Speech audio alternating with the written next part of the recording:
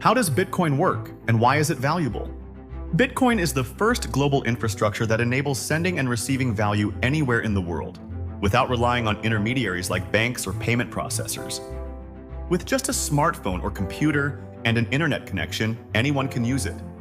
Before Bitcoin, the only way to exchange value remotely was through a central authority or institution. Trusting a bank or financial institution was necessary to process transactions between individuals. But Bitcoin changes everything. With Bitcoin, there's no need to trust a single intermediary to conduct digital transactions. Instead, the network operates through a decentralized system of participants, ensuring security and transparency. Anyone can have a Bitcoin wallet, receive Bitcoin without cost, and send it by paying the network fees at the time of the transaction. The Bitcoin network is powered by many thousands of nodes distributed around the world. These nodes range from personal computers and corporate servers to small devices like Raspberry Pi. Running a Bitcoin node at home is affordable. It costs around $100 to set up a node and consumes very little electricity. This diversity of devices running nodes highlights the accessibility of the network, as anyone with basic hardware can participate in maintaining and securing the Bitcoin ecosystem. And the software to operate a node is open source and freely available. Each of these nodes stores a complete, independently verified copy of Bitcoin's entire transaction history, ensuring that the network operates with a unified and consistent ledger. This shared ledger, distributed across many thousands of geographically dispersed and independently operated nodes, makes altering the record virtually impossible. This immutable record is called the blockchain. You've probably heard the term blockchain before, but what exactly is it, and how does each block function? Each block in the blockchain contains a few key elements: the hash of the previous block, which links it to the chain, the nonce, a unique random number crucial for the mining process, and a selection of transactions submitted by network users during that period. These components work together to ensure the block's validity and its connection to the blockchain. But how are blocks solved and added to the blockchain? Blocks are added to the blockchain through a process known as mining. But don't worry, this doesn't involve picks or shovels. Mining is a computational process. While all miners operate through nodes, not all nodes are miners. Only mining nodes compete against each other to solve the next block and add it to the chain. To solve a block, each miner concatenates all of its data and performs a hashing operation on the sequence. A hash is a type of operation, similar to addition or subtraction, that produces a random result depending on the input used. In order to solve a block, the resulting hash must begin with a specific number of zeros, as determined by the network's difficulty level at that moment. For example, to solve this block, a hash must start with 2 zeros. Miners test different combinations of data sequences to find a hash that meets the network's conditions.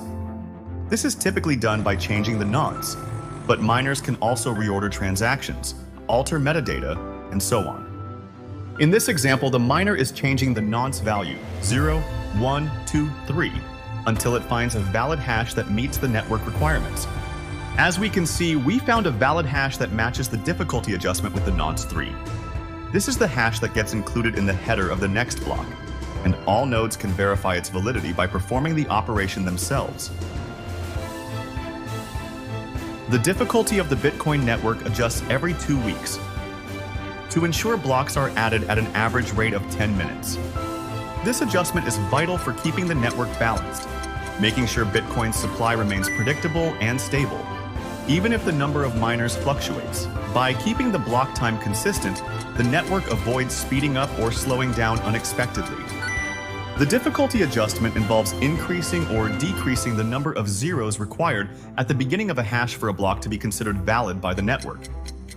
This process ensures that the time it takes to mine a block remains consistent, regardless of changes in overall mining power. The miner who solves the block is rewarded with a set amount of Bitcoin. This amount is halved approximately every 4 years, an event known as the halving. But this amount is not the only thing the miner receives each time they solve a block. They also receive the sum of the transaction fees from all the transactions included in that block. The block mining reward will come to an end after the year 2100, but this doesn't mean that miners won't be able to continue operating. By that time, they will only receive transaction fees as a reward for solving the block. The mining industry will adapt to this new reality, with miners relying solely on these fees. And it's expected that the network will be more efficient and self-sustaining as the supply of Bitcoin becomes fixed. Mining nodes execute millions of hashes per second. In the early days, it was possible to mine using CPUs, even with laptops. Later, miners transitioned to using graphics cards, GPUs. And today, the majority of mining is done with specialized hardware known as ASICs, application-specific integrated circuits. Over the past few years, Bitcoin mining has been stigmatized in the press and conventional media, often portrayed as a source of harmful pollution to the planet. But is this really true? The reality is that Bitcoin mining acts as a flexible, off-grid, and last-resort energy consumer. Many facilities produce more energy than they consume, especially during periods of low demand. This surplus, which would typically go to waste, can be absorbed by Bitcoin miners. A clear example of this is wind energy at night. The same happens with solar energy, which tends to generate excess power on sunny days.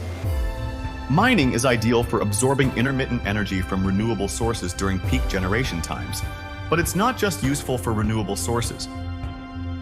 It can also be used with natural gas from venting or flaring on oil rigs, which would otherwise simply be burned.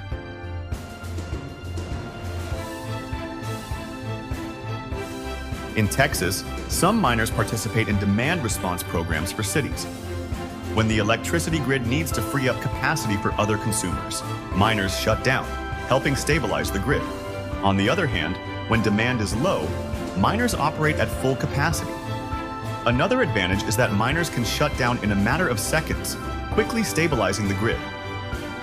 Many people think it's too late to enter Bitcoin, but is that really the case?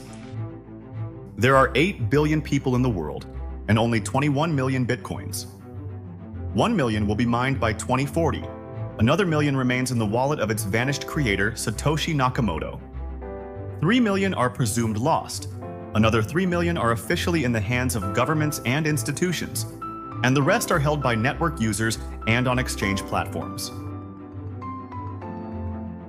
Assuming 75% of the population adopts Bitcoin, it could be estimated that each person would receive around 100,000 Satoshis on average. Conventional media have long suggested that governments might ban Bitcoin, viewing it as a threat to the traditional financial system. However, today the reality is quite different.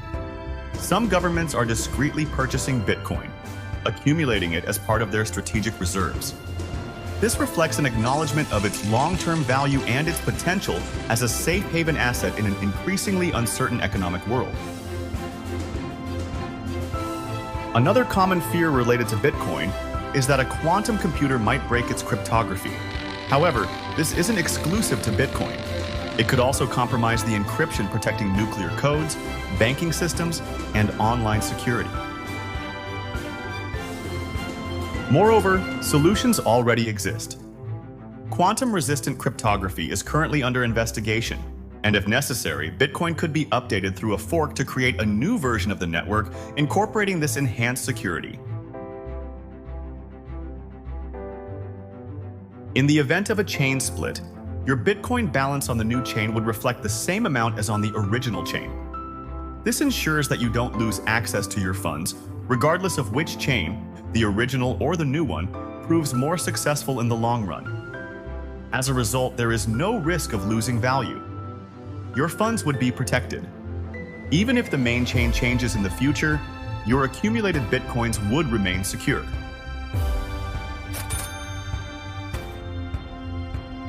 If a fork were to occur, the support of the majority of ecosystem participants would be required for the new chain to become the primary one. While it's impossible to predict how the network would react, it is expected that the more secure chain would ultimately prevail.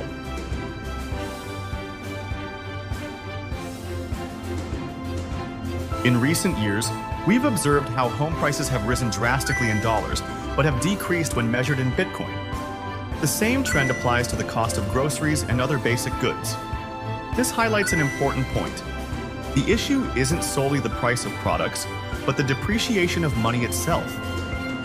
The value of Bitcoin lies in its scarcity, with only 21 million available. It's also a global infrastructure, a neutral network free from institutional influence. Bitcoin protects your savings, labor, and effort from the devaluation of fiat currencies. The current financial system benefits from the Cantillon effect, where those with early access to newly created money, such as banks, corporations, and governments, become wealthier by spending it before it loses value. Meanwhile, most of the population, who receive it later, suffers the consequences of inflation and rising living costs. The most concerning thing is that the money supply will continue to grow. The current system relies on printing money to function, and it will only change when we adopt alternatives like Bitcoin, which are inflation-resistant and protect people's purchasing power in the long term. Bitcoin is the closest thing we've had to true freedom. It's an unconfiscable asset that serves as a refuge against the constant devaluation of our efforts and work. It's a tool for holding institutions accountable and balancing global energy generation and consumption. Bitcoin is not just a technology, it's a silent revolution, a unique opportunity for people to regain control, for the world to find a fair balance. It's the spark of a change that can no longer be stopped. And you? What are you waiting for to learn about Bitcoin?